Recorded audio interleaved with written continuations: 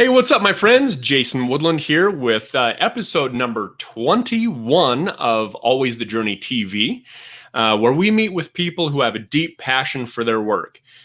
We are here mainly on the Always the Journey TV to spotlight people in the community to learn more about their businesses, their jobs, their art, their side hustles, and everything in between. I want to know people who have passion about what they do.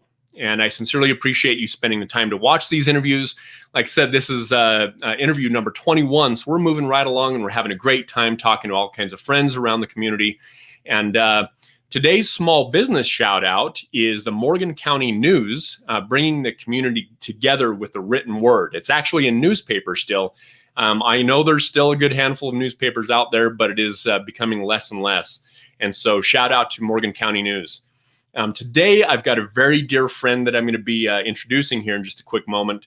She's also a business partner of mine in one of my business ventures. Her name is Linda Rawson. She's an absolutely amazing person, wonderful connector, and she is all about building community and helping people everywhere she can.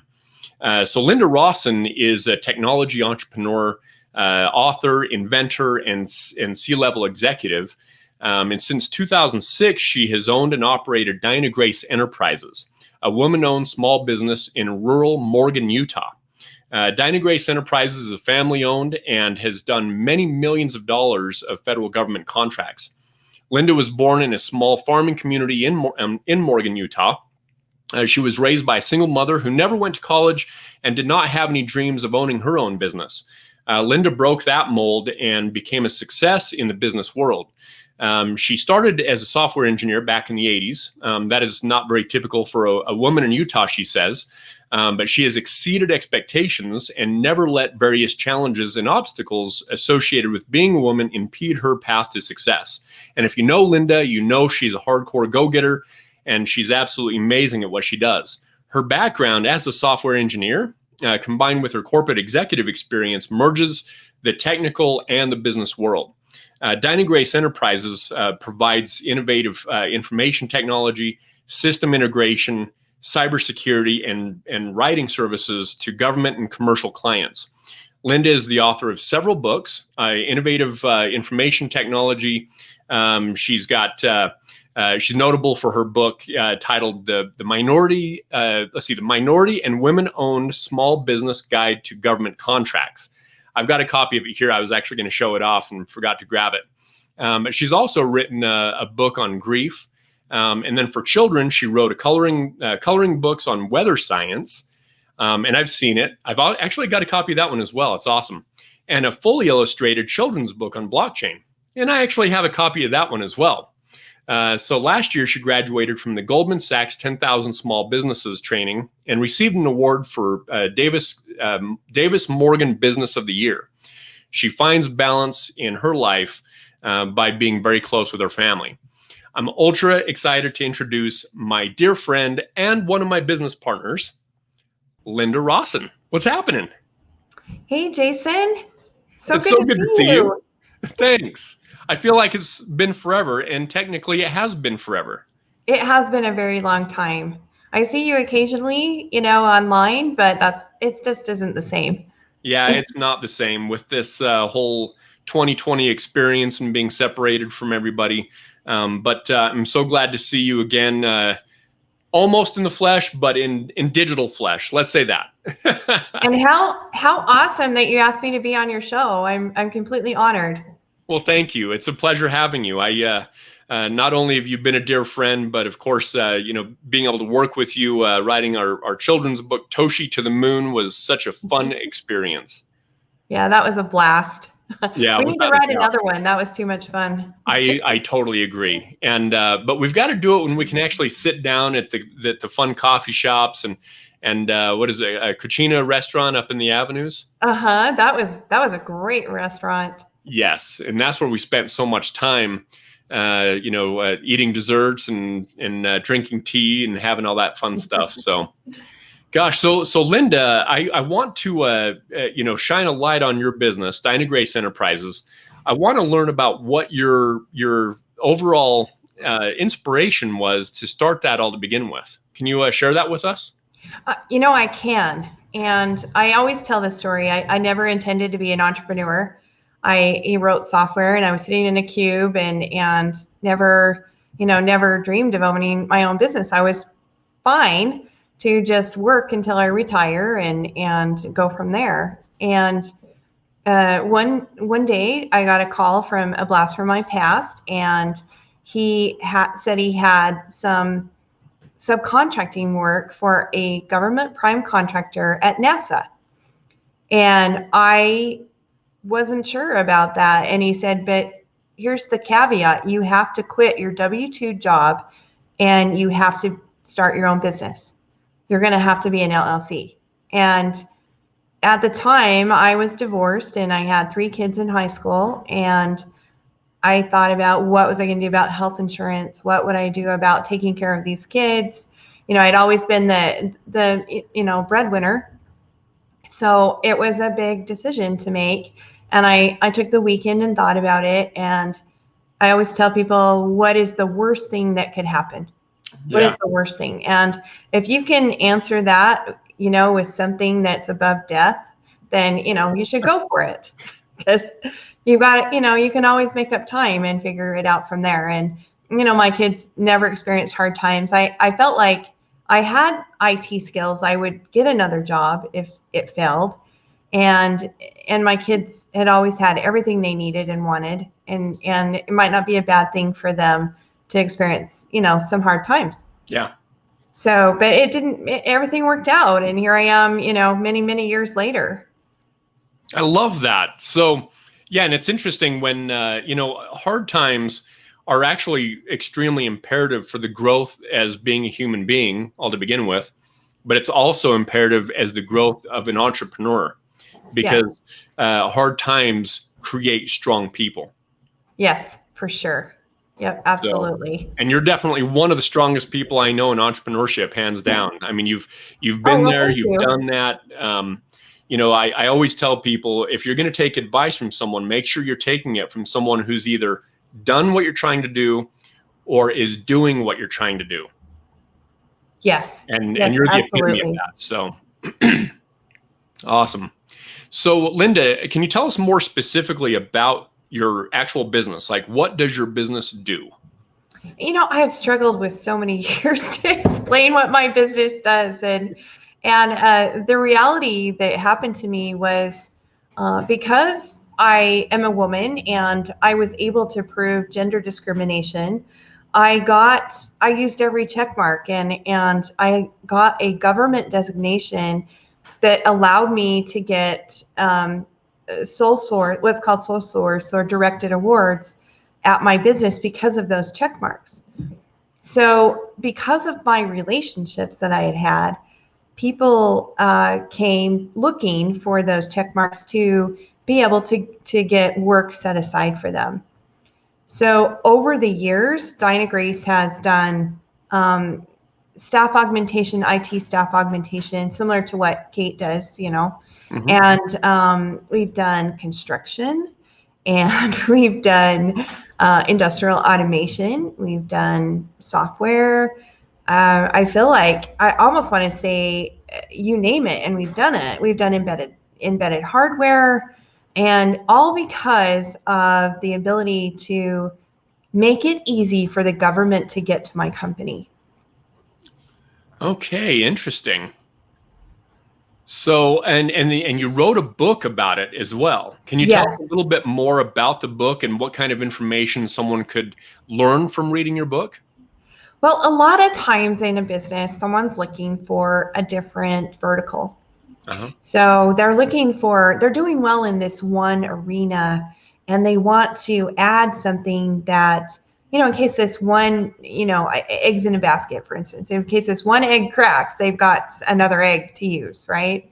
So they'll establish another growth opportunity. And a lot of times for a company or even a new company starting out, one of those ways is to get a government contract. Now, there's some, pros to having a government contract. They always pay. They may not pay for 30 to 60 days, but they will pay. And these lucrative contracts can go on for multiple years. So it's a very steady, very, lucrative avenue to get into. And everyone thinks, wow, government work, so much paperwork, well, yeah. But if you figure out the paperwork, then, maybe you've got another source of revenue. Okay, interesting. And that book is really targeted to women-owned and minority-owned businesses. Is that correct? Yes. But Great. there's things in that book that are for all businesses.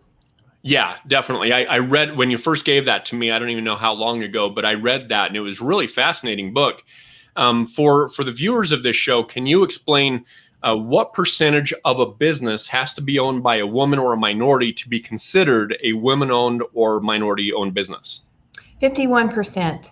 Okay, so 51%, and that is whether it's a member LLC, S corp, or a C corp, correct? Yes.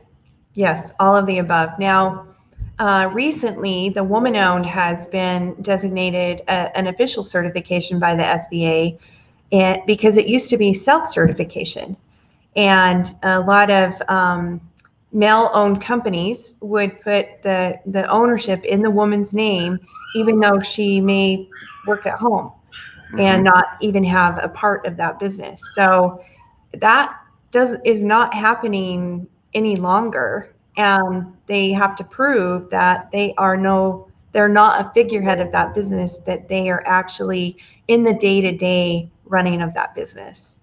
Okay, interesting. So people that are trying to get around it, they've sort of built in some fail safes for that. Yes. Okay, that makes sense. And if you heard my Pomeranian in the background howling, that's what that noise is. I expect to have some here at any moment. So yeah, she's the guard dog of the family, and she's about 5 pounds, and she's about this big, and it's predominantly fur. So I've seen her. She's adorable. Thank you. Yeah, I love her to pieces. So Linda, tell me a little bit more about what geographic locations does your company cover? Okay, so we cover what's referred to as CONUS, which is the continental United States. We have done some work in Hawaii, but nothing in, say, Germany or around anything else but the continental United States. So currently we have workload in Washington, D.C., as well as Hill Air Force Base, Utah. Okay, great.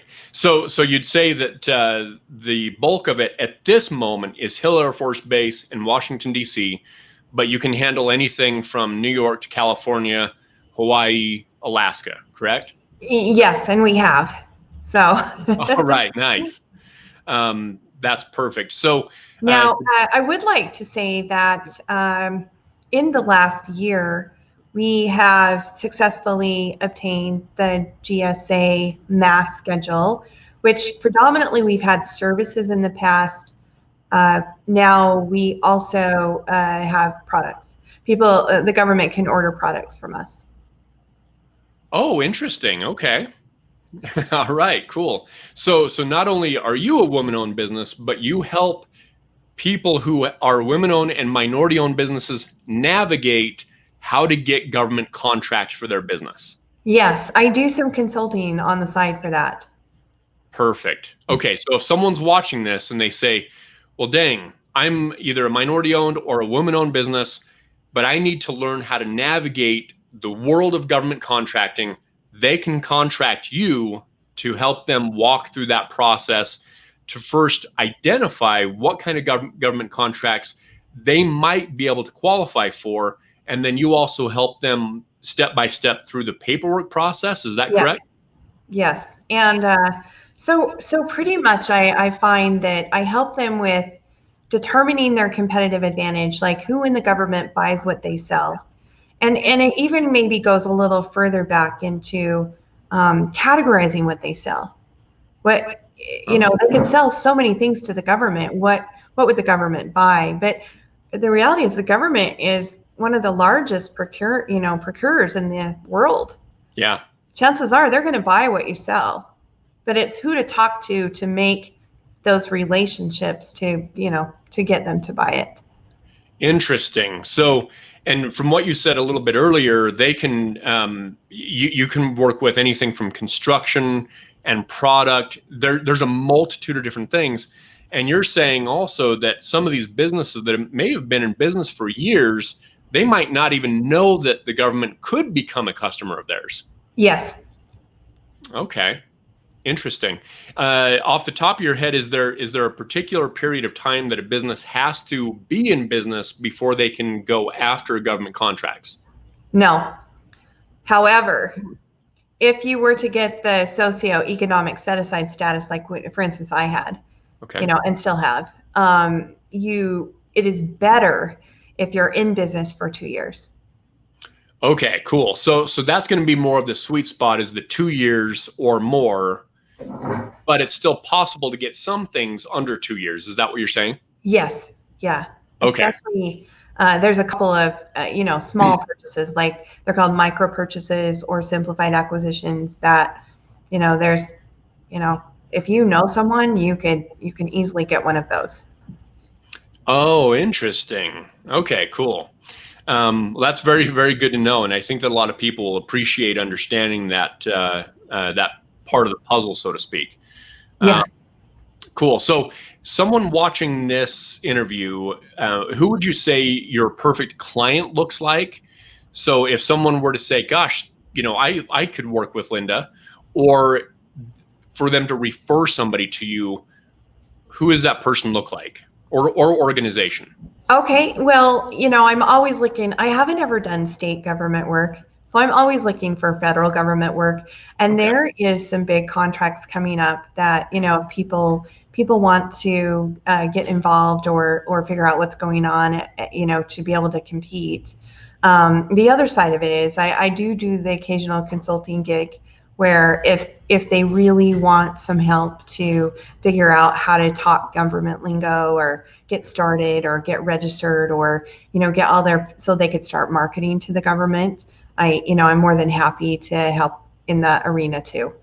Oh, nice. Okay. So, and how does that look? So, let's say I'm the small business and I think that you're going to be a good team member to consult with me. Do you charge by the project or do you charge hourly? And I'm not asking for prices, but I just want to know what that looks like. I find it takes probably at least a good 4 to 5 hours working with someone to really get them to have their marketing material in order, know where to search for work. We work on some email templates for them to send to the government to, start to make those relationships, do some competitive analysis, figure out who their competitors are. So I find that and I'm still kind of trying to figure out those packages, like what that would look like. But in general, it's usually about 4 to 5 hours. Okay. And then you would just bill them on an hourly basis for that 4 or 5 hour block. Okay, great. And after hiring you in that kind of capacity, what could someone expect to do next, or what kind of knowledge would they have after working with you, and what could they do, would you say? Okay, so what they could do at that point is to start to reach out. Now, the standard government procurement cycle is about 18 months. It's nothing quick. Yeah, I couldn't imagine. No, you've got to make that relationship. They've got to decide they need your product or service, or maybe they already have a requisition out there that you could compete on. But so simply those 4 or 5 hours simply does nothing more but get you started. Yeah. And show you where to look for work and how to go for work. And so there's a lot more to it after that, but that at least starts the ball rolling, and you can get going. But really, that 4 or 5 hours is the bedrock. I mean, that is something that is absolutely imperative for a small business to really get to understand what they need to do to go to that next level. Because if they don't have that, I mean, they're literally going to be just shooting in the dark every step of the way, right? Well, no, not necessarily. I mean, we do have PTAC in the Women's Business Center, and they're free resources to help people. Cool. But I find that those people have never owned a business. So a lot of it comes from experience by and they take you to a certain point, but it's that next step on how to talk to these contracting officers and how to email and make those relationships that it seems to be missing. And that goes right in line with what I said earlier. If you're wanting to do something or get advice from someone, make sure it's someone who's either done what you're trying to do or currently doing what you're trying to do. Yes. So that's so for someone that is wanting to move forward on those government contracts, I mean, you're going to be a phenomenal resource for that person. So, all right. Yeah, I can definitely in 4 or 5 hours, they'll be ready to go. All right, nice. So, how does a potential client get a hold of you? What is the best way that they can reach out to you? LinkedIn's a great resource. I'm on LinkedIn. Okay. As well as my email address is linda@dynagrace.com. Mm-hmm. And or any of those places, is a great. I hesitate to give my phone number. But yeah, that's okay. And is your website, is this a good place for them to go and find more information too? And if they're interested in the government contracting, I mean, that is coming along, and that is govcon-biz.com. That sounds sort of like a tongue twister. It is. It's government contracting. What part of it isn't a tongue twister? That's a very good point. I would love to help someone write a government contracting acronym rap. Okay, I might have someone for you. Oh, good. That's hilarious. I think that is a YouTube video that could potentially go viral because yes, I agree. Yeah, everything to do with the government is a tongue twister, and you help sort of untwist that so someone can really see the light at the end of the tunnel. Yeah, so. And my book has opened up so many introductions to people I would have never had the opportunity to meet. Oh, I can only imagine. I think in Utah where we have been in the past, maybe not as much, but not as friends with many minorities or women, strong women, professional women, and I feel like I've got friends all over the place now. It's wonderful. Nice. So you've got contacts all over the country, of course. So if you come in contact with a small business that fits in line with one of those contacts around the country, you could very well plug them into a good introduction then. Yeah, I could. All right. Nice. Well, that definitely gives me, I mean, I knew about your business, of course, for years, but I really wanted to shine some light on exactly what it is that you do, because you provide a lot of really great value out there. And I want other people to know, hey, you know what? Linda's a really great resource for this. And, and if they were to hire you, you'd be able to help them sort of walk through that step by step. Yes. Awesome. Make it easier. Exactly. And by the way, I love seeing the dogs walking around in the backyard, in the background. I think that's awesome. So they're yellow labs. Nice. So Linda, I like to wrap up these interviews by asking what one of your favorite quotes or one of your favorite songs or both is. Okay, so I have both, but nice. I wanted to get this right, but anything you imagine, you can create, and it's Oprah. And I am a huge Oprah fan, and I love her manifesting ability. And I really, truly believe that you limit yourself with your thoughts. Yeah. That if you become one with your thoughts and you're positive and you're visualize what you want, you're going to get it. Yeah. And it may not be now, but at some point in time, you're going to get it. And it may not be in the form that you thought it was going to be in, but yeah, good point. But you will get it. And then Farrell's song, Be Happy. Is it Happy? Oh, I love that song. Without a doubt. Yeah. His name's Farrell Williams. But I used to, my mother, she passed away about 4 years ago, and towards the end she couldn't speak, and I would take her on drives, and we would listen to that song, and she would pat her, her knee to that song. So it always brings me joy to hear that song. Oh, that is awesome. I really appreciate you sharing that story. That's really good.